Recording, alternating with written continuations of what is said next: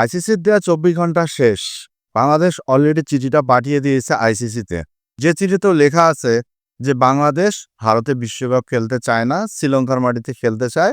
এটা যেন আইসিসির একটা কমিটি আছে যারা একদম নিরপেক্ষ কমিটি, তার আন্ডারে আরকি আরেকটা তদন্ত চায় বাংলাদেশ। এক পর্যায়ে একটা মামলা করার মতোই অবস্থা। তাহলে কি বাংলাদেশ আইসিসির সাথে যুদ্ধ ঘোষণা করল? তার ফলটা কি ভালো হবে বাংলাদেশের?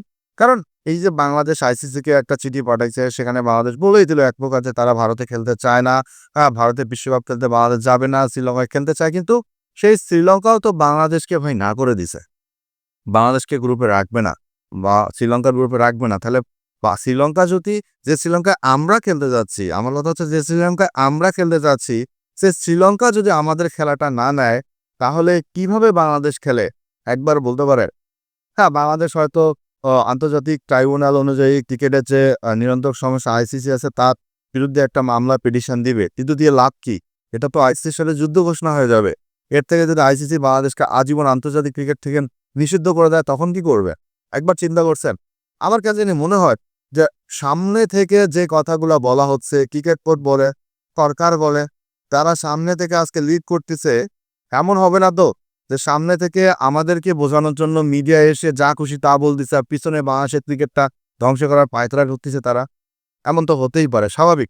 দেখেন, ভোটাভুটিতে বাংলাদেশকে শুধুমাত্র পাকিস্তান সাপোর্ট করছে, কিন্তু সেই পাকিস্তানকে ঘিরে অনেকেই বলতেছেন যে বাংলাদেশ বিশ্বকাপ বয়কট করলে পাকিস্তান বিশ্বকাপ খেলবে না, এমনটা বলতেছে।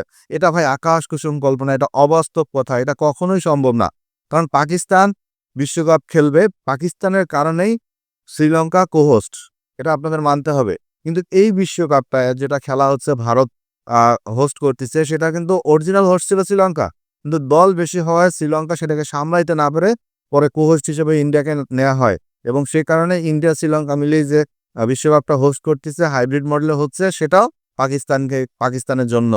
সেই পাকিস্তান কি কোনোভাবে বাংলাদেশের দিকে রায় করবে? এটা ভাই কোনোভাবেই সম্ভব না। বরঞ্চ পাকিস্তান বাংলাদেশকে, আমি জানি না যে পাকিস্তান আবার বাংলাদেশকে উস্কানি দিছে কিনা, যে এটা থেকে একটু ভারতের কাছ থেকে ফায়দা নেই, আইসিসির কাছ থেকে ফায়দা নেই। কারণ এভাবে যদি আইসিসির সামনে দাঁড়ানো যায়, তাহলে কিন্তু একটা ভালো ব্যাপার হয়ে দাঁড়াবে। আমার জানা নাই, আমি জাস্ট বললাম আর কি। যদি এমনটা হয়, তাদের কথা শুনে বাংলাদেশ যদি এমনি এগায় যায়, তাহলে আমি বলবো বাংলাদেশ ক্রিকেট বোর্ড ভুল করছে। কারণ বিসিবি, বাংলাদেশ সরকার এবং বাংলাদেশের স্কোয়াডে থাকা ১৫ জন ক্রিকেটারের সাথে মিটিং হয়েছে বাংলাদেশের। সেই মিটিংয়ে বাংলাদেশের প্রত্যেকটা ক্রিকেটার বিশ্বকাপ খেলতে চাইছে। তারা খেলতে চাইছে। আজকে ডেইলি সান নিউজ পত্রিকা যারা পড়ছেন, সেখানে একটা কলাম দেওয়া হয়েছে যেখানে বাংলাদেশের ক্রিকেটাররা বলছে তারা ওয়ার্ল্ড কাপ খেলতে চায়। ডেইলি সান সেই ক্রিকেটারের নাম প্রকাশ করেনি। তবে এটা সত্যি যে ১৫ জন ক্রিকেটারই বিশ্বকাপ খেলতে চাইছিল। কিন্তু সরকারের ইগো, বোর্ডের ইগো, আমি জানি না তারা কি জেদটা ধরছিল, কি কারণে জেদ ধরছিল যে তারা এখন বিশ্বকাপ খেলতে চাচ্ছে না বা খেলবে না বা দল পাঠাবে না নিরাপত্তা ইস্যুতে। তো সেখানে ক্রিকেটারদেরকে বলা হয়েছে, তারা চুপ হয়ে গেছে। তারা মিডিয়ার সামনে বিশ্বকাপ টেস্ট না পর্যন্ত কথা বলবে না।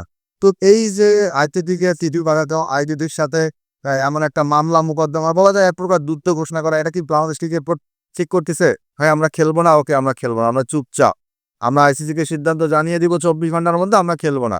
এরপরে তো আর কিছু করার দরকার নেই। ফাইটিং করে লাভ কি ভাই? ফাইটিং করতে করতে, আমি যদি ভুল না করি, আমাদের বোর্ড প্রেসিডেন্ট তো আইসিসিতে দীর্ঘদিন ধরে চাকরি করছে। তিনি তো ভালোই জানে যে এইসব ফাইট করতে গেলে আমার ক্রিকেট বোর্ডের অবস্থা কি হতে পারে, আমার দেশের উপর কতটুকু অশনি সংকেত দিবে আসতে পারে আইসিসিতে। তাহলে আমি কেন এই কাজগুলাতে যাচ্ছি, কেন আমি এই কাজগুলা করতেছি? তাহলে কি বাংলাদেশ ক্রিকেটটাকে তলে তলে পুরো ছারখার করার ব্যবস্থা করতেছেন? আপনারা হয়তো আমাকে অনেকে গালি দিতে পারেন। তবে যা সত্যি তাই বলছি, বাংলাদেশের উপর আর্থিক জরিমানা আসতে পারে, নিষেধাজ্ঞা আসতে পারে, বাংলাদেশের কাছে বাইরের যে আন্তর্জাতিক ক্রিকেট ম্যাচ সেটা কমে আসতে পারে, বাংলাদেশের যে লভ্যাংশ সেটাও কমে আসবে। এমনকি বাংলাদেশের সাথে বড় বড় দেশগুলো খেলতে অস্বীকৃত জানাইতে পারে।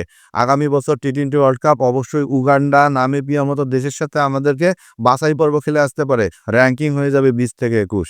এবার ঠেলা সামলাক বিসিবি।